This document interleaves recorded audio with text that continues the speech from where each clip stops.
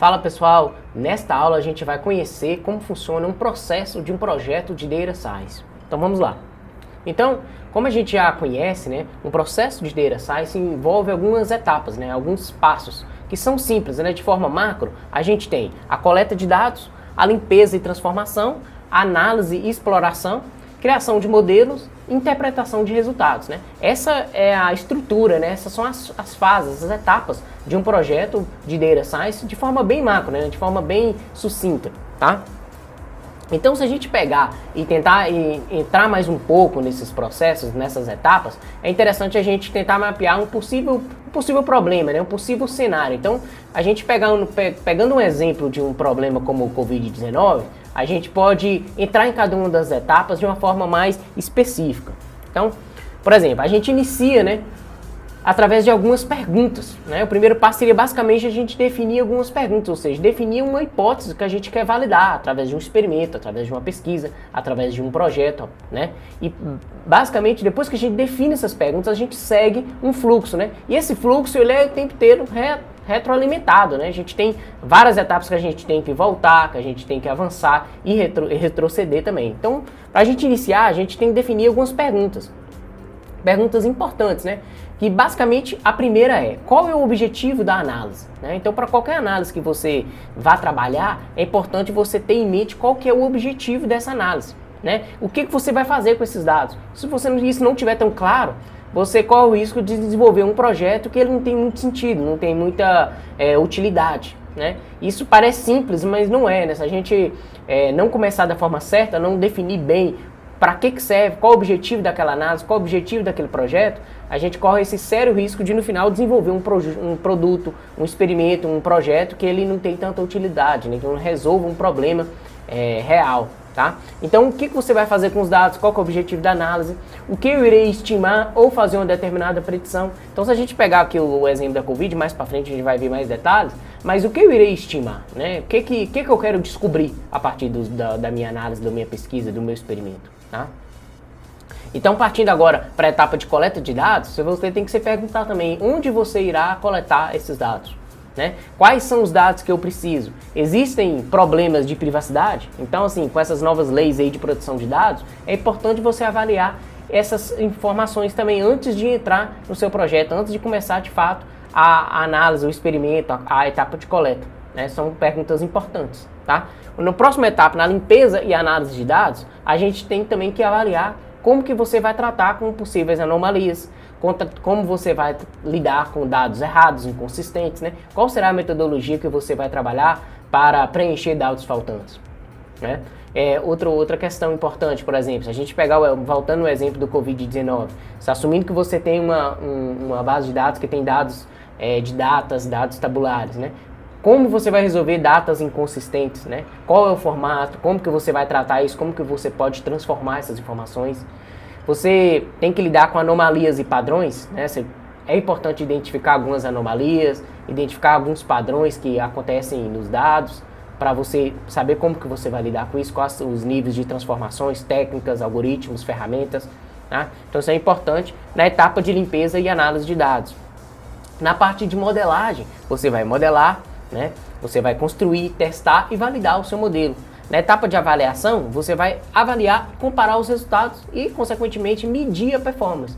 E, dependendo desse resultado, você às vezes precisa voltar isso para a etapa de modelagem ou voltar isso para a etapa de limpeza e análise, entende? Então, esse fluxo, ele é contínuo, né? E, por fim, você tem a etapa de apresentação de resultados, né? Que você deve apresentar os seus resultados de forma clara, visual e objetiva, né? Até porque essa análise, esse experimento, esse projeto, ele partiu provavelmente de um stakeholder, de uma necessidade, de uma demanda do mercado, e é importante você visualizar, você entregar literalmente o resultado de uma forma clara, objetiva, visual, fácil, né? Explicar como que você chegou naquele resultado, qual o fim que aquele resultado, aquele projeto teve.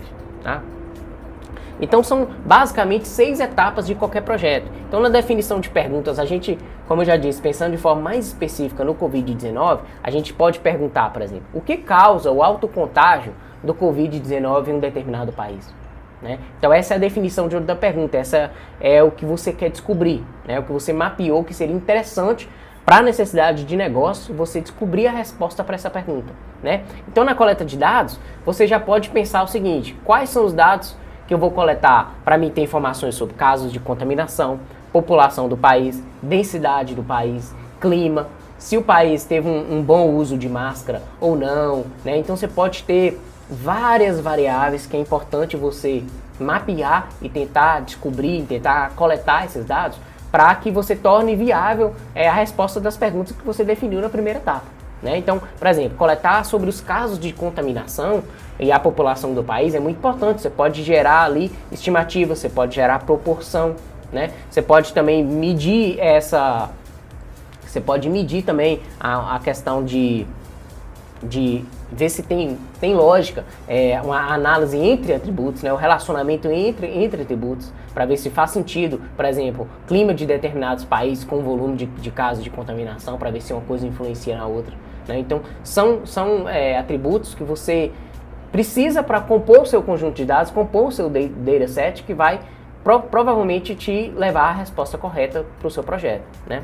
Na parte de limpeza e análise de dados, como eu disse, a gente precisa limpar e transformar os dados faltantes, os registros inconsistentes. A gente vai visualizar os dados, como eu disse, os relacionamentos, né, entre os atributos, trabalhar com agregações, agrupamentos, tá? Na etapa de modelagem, a gente vai criar modelos para predição ou estimativa, né? Estimar o volume de contaminação de determinado país, como eu disse, né? Será que é importante você estimar esse volume, saber quantas pessoas foram contaminadas, qual a estimativa de contaminação para aquele determinado país, para aquela pode ser por um determinado período, né? E aqui é importante a gente pensar que quando a gente fala em estimativa, provavelmente a gente vai trabalhar com técnicas como regressão ou time series, né? Se a gente for trabalhar com predição, a gente vai trabalhar provavelmente com técnicas de classificação. Então é importante você ter essa definição dessas perguntas que irão nortear, né, todo o seu projeto de Data Science.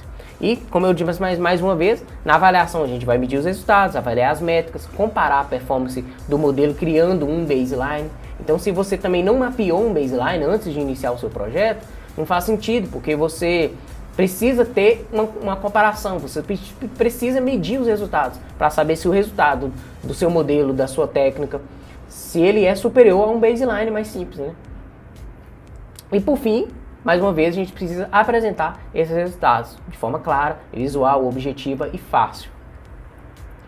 E alguns exemplos que a gente pode pensar, por exemplo, predição para casos confirmados do coronavírus ao redor do mundo. Então a gente pode ter os casos confirmados e a predição de determinado algoritmo. Nesse exemplo que eu peguei aqui, a gente consegue ver um período de tempo e a predição para o algoritmo SVM, né? Ou seja, o azulzinho aqui são casos confirmados, né? Essa linha aqui de casos confirmados, e em roxo a gente tem a predição utilizando o algoritmo SVM. A gente pode ter a predição de casos confirmados, né? Outro exemplo seria casos sobre o tempo, né? Casos do coronavírus ao longo do tempo. Então a gente tem aqui os casos confirmados e as predições, né, de uma regressão polinomial ao longo do tempo, também mais uma vez um período, e aqui o objetivo é descobrir os casos confirmados ao longo do tempo, tá?